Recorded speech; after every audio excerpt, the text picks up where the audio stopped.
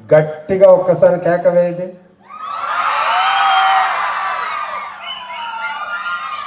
అంతేనా?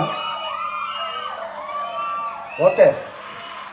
నేను ఎందుకు చెప్పానంటే కాన్సన్ట్రేషన్ అనేది చాలా అవసరం. కాన్సన్ట్రేషన్ లేకపోతే దేన్ని సాధించలేరు. గురి అంటారు తెలుగులో. మీకు ద్రోణాచార్యుడు అర్జునుడికి ఒక పరీక్ష పెట్టాడు భారతంలో. ఒక పక్షి చెట్టులో ఉంచి దాని కన్నును మాత్రమే కొట్టమని చెప్పాడు. చాలా మంది వచ్చారు. కొంతమందికి రెక్కలు కనబడ్డాయన్నారు, కొంతమందికి కాళ్ళు కనబడుతున్నాయన్నారు, కొంతమంది ఏకంగా పక్షే కనబడుతుంది అన్నారు.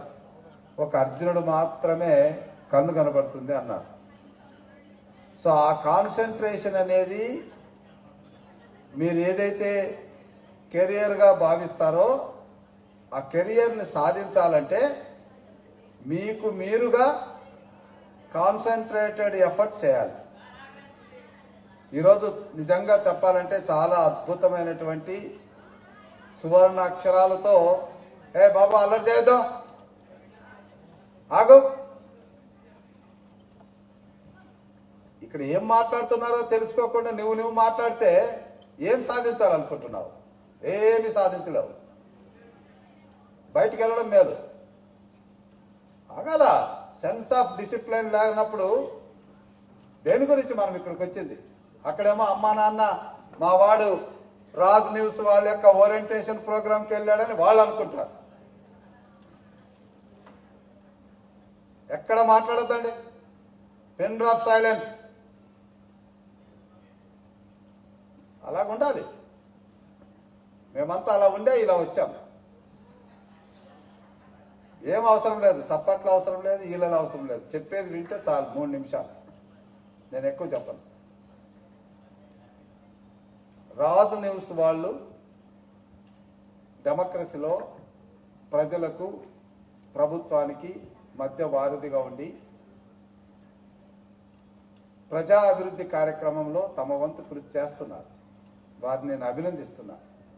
చైర్మన్ గారిని, ఎన్ లక్ష్మీరావు గారిని, క్రాంతి కుమార్ గారిని, వాసవ్ గారిని, ఇక్కడ వేదిక మీద ఉన్నటువంటి ఆ సిబ్బందిని అందరిని కూడా నేను అభినందిస్తూ ఈ చక్కటి కార్యక్రమానికి హాజరైనటువంటి మహానుభావులు ఎందరో ఉన్నారు. మా ఉండవల్లి శ్రీదేవి గారు ఇప్పుడే చెప్పారు. చాలా ఉత్తేజపూర్వకమైనటువంటి మిమ్మల్ని అందరిని కూడా మోటివేట్ చేశారు. అలాగే ఇక్కడ మాట్లాడిన ప్రతి ఒక్కరు కూడా మీ భవిష్యత్తుకు ఉపయోగపడే అంశాలే చెప్పారు. కానీ వాళ్ళు ఏదో చెప్పాలని కాబట్టి ఏదో చెప్పాలని చెప్పలేదు. ప్రతి అంశం వాళ్ళ అనుభవంతో వాళ్ళ అభివృద్ధిలో చేరుకున్న విధానాన్నే మీకు చెప్పారు. ఇక్కడ మనకు సభా నిర్వాహకులుగా ఉన్నటువంటి మేడం గారు కూడా చాలా నిబద్ధతతో పనిచేస్తారు. ఐ నో కలెక్టర్ అప్పటి నుంచి నాకు తెలుసు అమ్మాయి. కాబట్టి ఇక్కడ అబ్దుల్ కలాం గారు కలలు కనమన్నారు. ఎవ్వరు మాట్లాడకూడదు. అలా గుండె నిబ్బరం ఉండాలి. దాన్నే సెల్ఫ్ కాన్సన్ట్రేషన్. మనం అలా బిగుపట్టి ఉండాలి అంతే. ఎందుకు ఫైర్ కావాలి? ఇదేం పుష్ప సినిమా కాదు ఫైర్ కావడానికి. ఇప్పుడు కూడా మాట్లాడకూడదు. సో కళలు కనాలి అంటే మనకు మన ముందున్నటువంటి అవకాశాల మీద మనకు అవగాహన ఉండాలి. ఏమేమి ఉన్నాయి? What are the opportunities that are available before us? అవి తెలుసుకోవాలంటే ఇలాంటి రాజ్ న్యూస్ వాళ్ళు చేపట్టేటటువంటి ఓరియంటేషన్ ప్రోగ్రామ్స్కి రావాలి.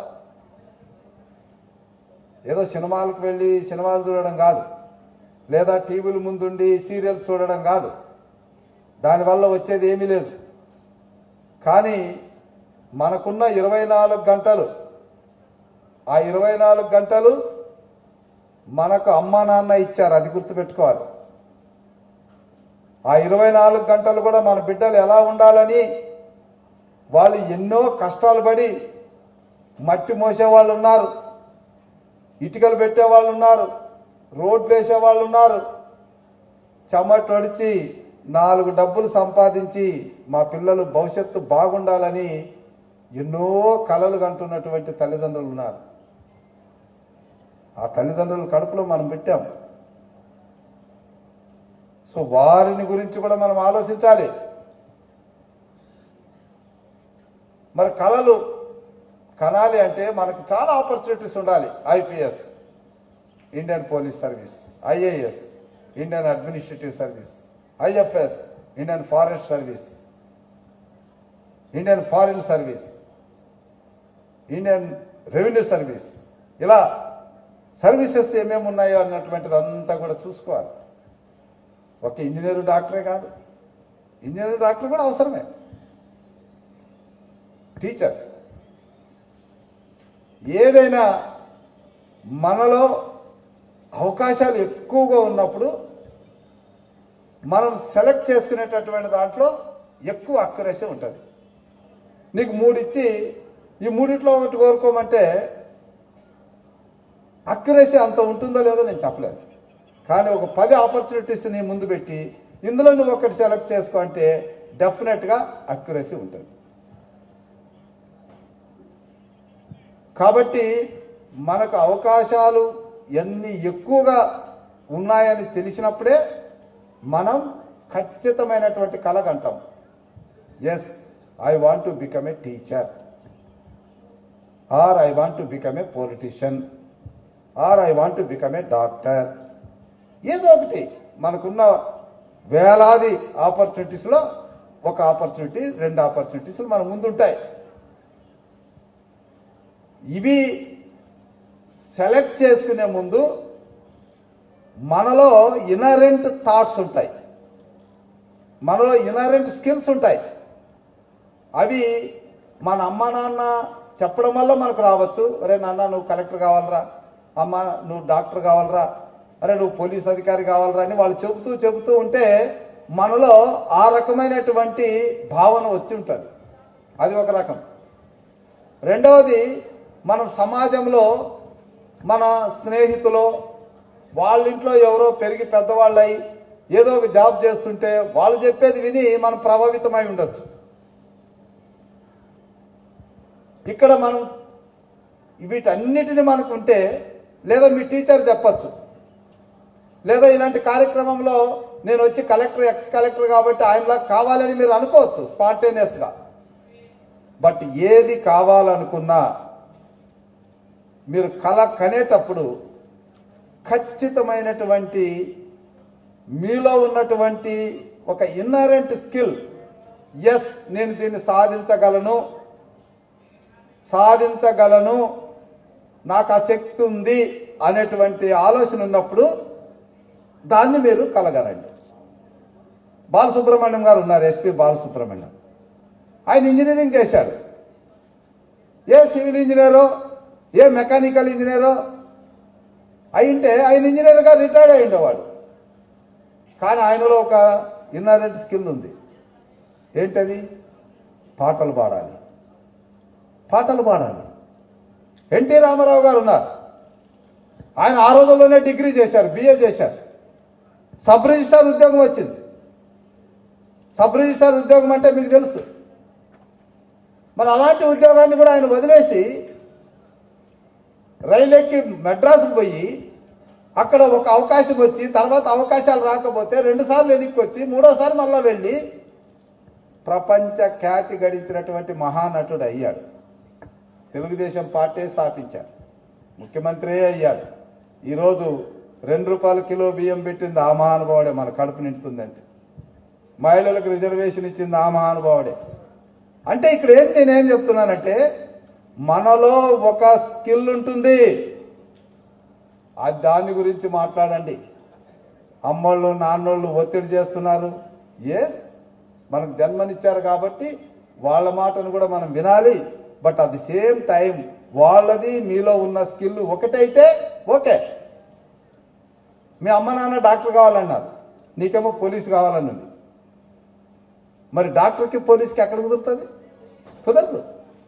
డాక్టర్ కావాలంటే బైపీసీ తీసుకోవాలి, బైపీసీ తీసుకున్న తర్వాత ఎంసెట్ రాయాలి, ఎంసెట్ రాసిన తర్వాత ర్యాంక్ రావాలి, ర్యాంక్ వచ్చిన తర్వాత డాక్టర్ చదవాలి, ఇవన్నీ ఉంటాయి. పోలీసు కావాలంటే అదంతా చదవడానికి చాలా కష్టపడాలి. పోలీసు కావాలంటే 3 సంవత్సరాలు డిగ్రీ కంప్లీట్ చేసి కాంపిటేటివ్ ఎగ్జామ్స్కి వెళ్ళిపోయి ఎస్ఐ సెలక్షన్ వచ్చేస్తుంది, పోలీస్ అయిపోతుంది. కాబట్టి నీలో ఏంటి అన్నది ఫస్ట్ నిర్ణయించుకో. నిర్ణయించుకున్న తర్వాత ఒక్కసారి కల గణేశం, yes I should have become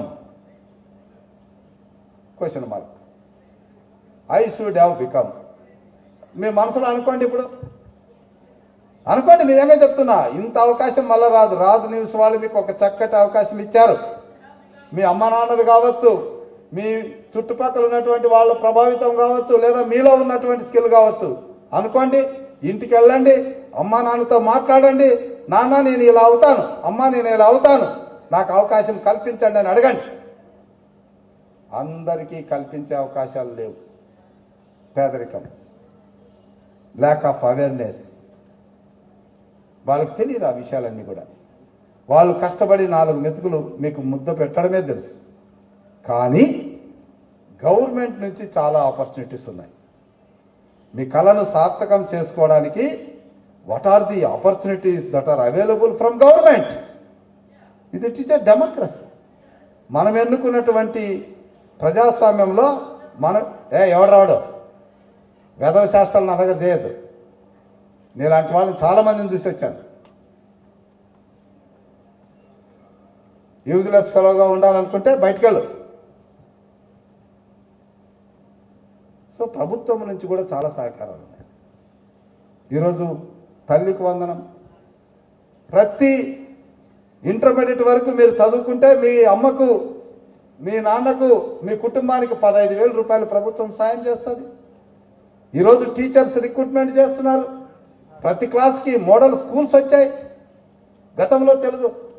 గతంలో మనకు పాఠశాలల్లో టీచర్లు ఉండేవాళ్ళు కాదు. ఈరోజు ప్రతి క్లాస్కి ఒక టీచర్ అనేటువంటి మోడల్ స్కూల్ కాన్సెప్ట్ వచ్చింది. మంచి యూనిఫామ్ వచ్చింది, మంచి మిడ్ డే మీల్ వచ్చింది. ఎక్కడో దూరపు కొండలు నునుపు అనకుండా, ఊటీలో పబ్లిక్ స్కూల్ని ఆలోచించకుండా ఇక్కడ మన పక్కన ఉన్నటువంటి మోడల్ స్కూల్లో చదవండి.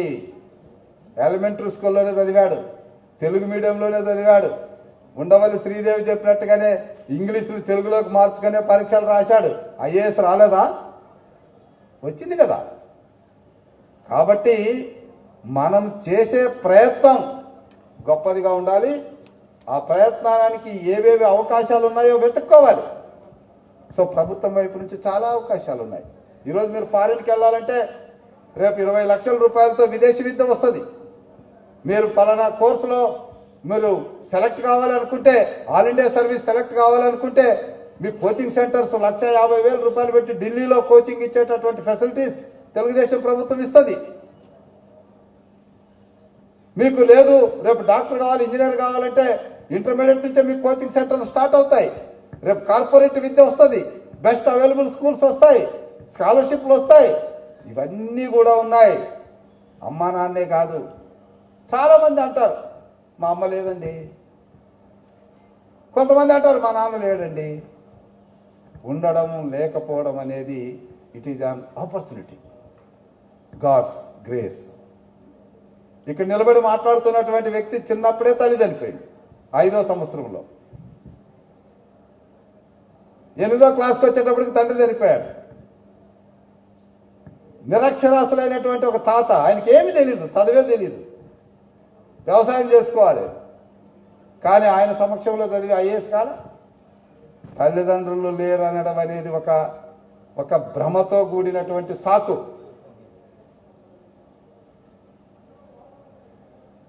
ఏకలవ్యుడు ఎవరున్నారు? ఏకలవ్యుడికి ఎవరున్నారు? గురువు లేడు, తల్లిదండ్రులు లేరు, ఎక్కడ ఉన్నారో తెలియదు. ఒక గురువుని ఆలోచన పెట్టుకొని అర్జునుని మించినటువంటి విలుకారుడు అయ్యాడు, తెలుసా? కాబట్టి డబ్బు లేదని, మాకు ఫెసిలిటీస్ లేవని, మేము ప్రభుత్వ పాఠశాలలో చదువుతున్నామని, వాళ్ళందరూ కాన్వెంట్లో చదువుతున్నారని కాన్వెంట్ లో కనబడేది ఒక యూనిఫారం, ఒక టై, బూటు టై, యూనిఫారం చదువు ఇవ్వదు. చదువు ఇచ్చేది చెప్పే టీచర్లు, వినే మనసు, పే చేయాల్సిన కాన్సన్ట్రేషన్. క్లాస్ రూమ్లో కూర్చొని ఇలాగే ఉన్నారనుకోండి, ఇప్పుడు నేను చెప్పేది మీకు అర్థమవుతుంది. లేదా నేను అలా గట్టిగా లేకుండా మీ ఇష్టం వచ్చినట్లు మాట్లాడి ఏదో నాకు ఇచ్చారు కాబట్టి మైక్ నేను 4 మాటలు చెప్పేసి వెళ్ళిపోయాను అనుకోండి, ఎవరికి ఏం అర్థమయ్యేది కాదు. క్లాస్ రూమ్లో ఏ టీచర్ అయినా పుస్తకం చూసి చదువు చెబితే మీరు అడగాల్సింది ఏంటో తెలుసా? మేడం, మీరు పుస్తకం మూసేసి మీరు చెప్పాల్సిందేదో చెప్పండి. ఆ పాఠం మేము ముందే చదువుకొని వచ్చాం, మాకు కొంత నాలెడ్జ్ ఉంది, మీరు చెప్పండి మేడం అంటే, ఈ మేడం అదే పాఠాన్ని నిన్నటి రోజునే ఇక్కడ గంట సేపు పాఠం చెప్పాలంటే 4 గంటలు చదువుకొని వస్తుంది. అవునా కాదు? 4 గంటలు చదువుకొని వస్తుంది. దీనివల్ల ప్రయోజనం ఏంటంటే, ఎప్పుడైతే టీచర్ పిల్లల యొక్క కళ్ళల్లో చూసి వాళ్ళని గమనిస్తూ పాఠాలు చెబుతారో అవి కాన్సన్ట్రేషన్గా వెళ్తాయి. అంతేగాని పుస్తకంలో ఏమి చదువుతుంటుంది, మీరు ఏదో మాట్లాడుతుంటారు, అయిపోయింది, బెల్లు కొడతారు, లోపలికి వెళ్ళిపోతారు. ఎట్లా వస్తుంది చదువురాదు? సో మీరు చేయాల్సిందేంటి? రేపు జరిగే పాఠాన్ని ఈరోజు చదువుకొని వెళ్ళాలి. ఇప్పుడు నేను పొన్నూరుకి వెళ్ళాలో నాకు తెలుసు, ఎలా వెళ్ళాలో తెలుసు. ఈ సెంటర్ నుంచి నేను ఎట్లా వెళ్తే పొన్నూరు వెళ్తుందో నాకు తెలుసు. తెలియదు అనుకోండి, నేను పత్తిపాడికి వెళ్ళొచ్చు, లేదా ఇట్లా నరసరావుపేటకి వెళ్ళొచ్చు, లేదా ఇట్లా పోతే విజయవాడకి వెళ్ళొచ్చు, ఎక్కడ లేకుండా అక్కడే నిలబడిపోవచ్చు. ముందు మీరు చదువుకోవాలని అలవాటు చేసుకోండి. అది అయిన తర్వాత ఏ కోర్స్ అన్నా కానివ్వండి, తర్వాత మాట. అది ఒకటి. రెండవది, క్లాసులో ఆ 45 నిమిషాలు మీ మనసుకు ఏది రాకూడదు. సాయంకాలం మీ బర్త్డే ఉండొచ్చు, లేదా మీ ఫ్రెండ్ అన్నది మ్యారేజ్ ఉండొచ్చు, రేపు వెళ్ళాలి అనే ఉబలాటం ఉండొచ్చు, కానీ అవన్నీ ఏమి రాకూడదు. Class class class. ఇది అయిన తర్వాత ఇంటికి వెళ్ళిన తర్వాత సింహలోకనం అంటారు. ఏమైతే చెప్పారో నిన్న చదివింటావు, ఇప్పుడు మేడం చెప్పింది, కొత్తగా ఏమేమి చెప్పావో రాసుకొని వాటిని మళ్ళొక్కసారి ఇంటికి వెళ్ళిన తర్వాత నెమరు వేసుకొని ఒక నోట్ పుస్తకంలో మళ్ళా రాసుకుంటే 100 సార్లు చదివేదానికన్నా 4 సార్లు రాయడం ఉత్తమం. ఎందుకంటే పరీక్షల్లో నీ నోటి మాట ఎవడు వినడు, పరీక్షల్లో నీ చేతి రాతే చూస్తాడు.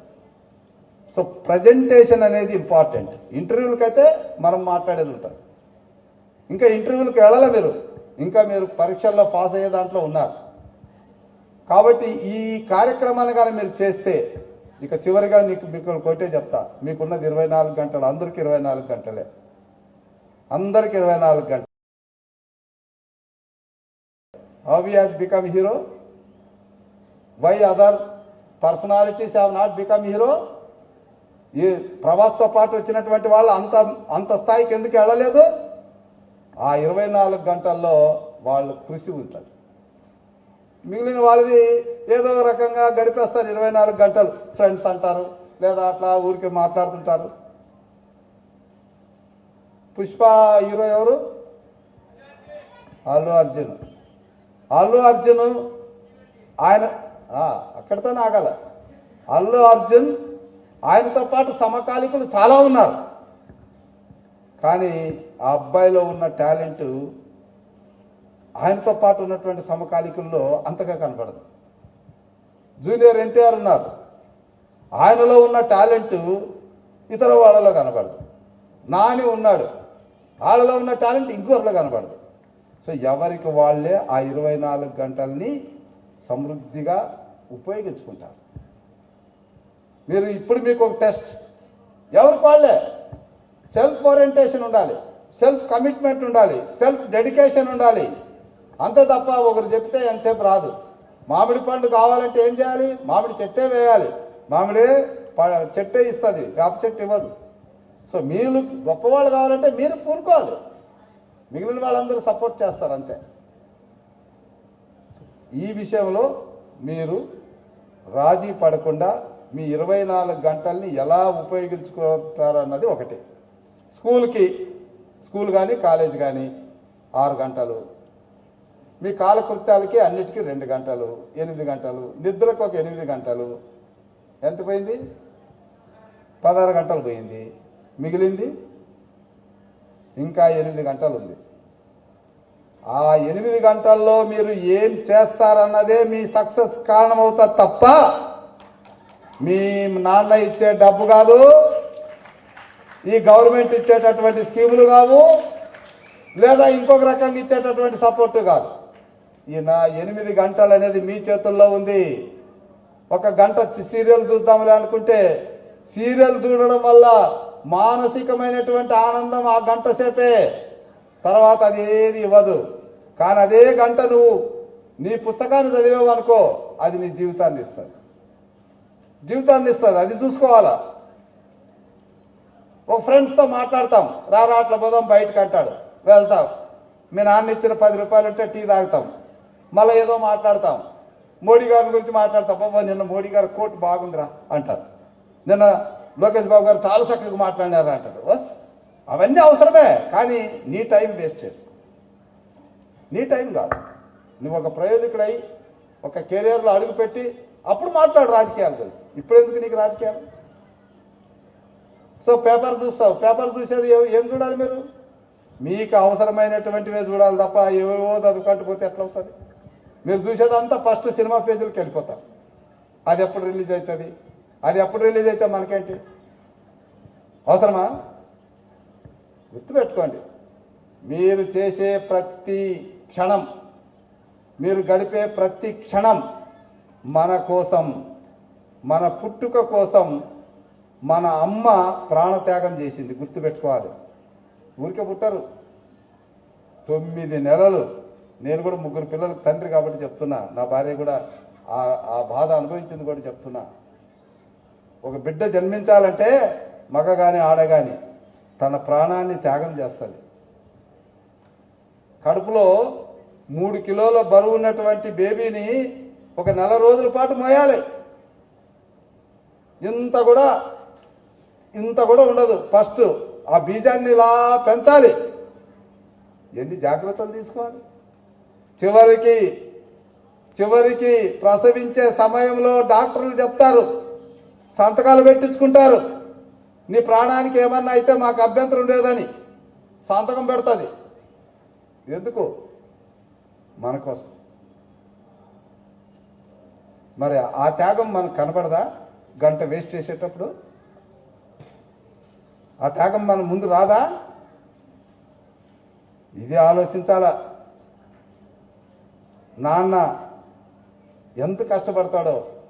రాత్రుల పూట రిక్షాలు దొక్కే వాళ్ళు ఉన్నారు, ఆటోలు నడిపేవాళ్ళు ఉన్నారు, లారీలు నడిపేవాళ్ళు ఉన్నారు, కూలి చేసేవాళ్ళు ఉన్నారు. 1 గంట ఎక్కువ చేస్తే నా బిడ్డకి పుస్తకాలకు వస్తుందను, 1 గంట ఎక్కువ చేస్తే నా పిల్లలకి బట్టలు వస్తాయను, ఎన్నో కలలు కంటూ వాళ్ళు జీవితం అంతా ఇంతే అనుకొని మిమ్మల్ని ఏదో చూడాలనుకున్న వాళ్ళు కష్టాలు మీ ముందు కనపడాలి. అప్పుడు ఏ విద్యార్థి కూడా టైం వేస్ట్ చేయడు. ఇవి మీరు పాటిస్తే తప్పకుండా రాజు న్యూస్ వాళ్ళు చేపట్టినటువంటి ఈ ఎడ్యుకేషన్ ఎక్స్పో అనేటువంటిది సత్ఫలితాలు ఇస్తుంది. ఈ కార్యక్రమానికి హాజరైనందుకు ఎంతో మంది రావాలి.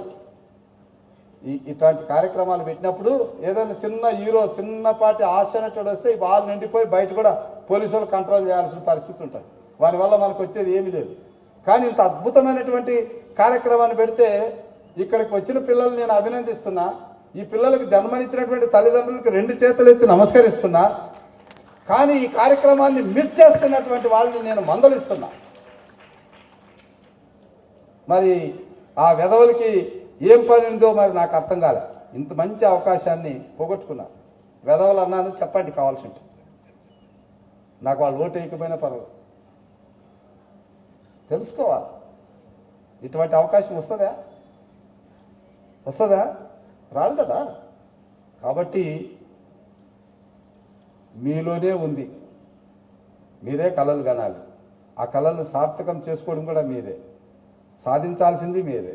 అమ్మా నాన్న కళ్ళల్లో ఆనందాన్ని చూడాల్సింది మీరే. చూద్దామా? ఇప్పుడు వేయండి కేక. చూద్దామా?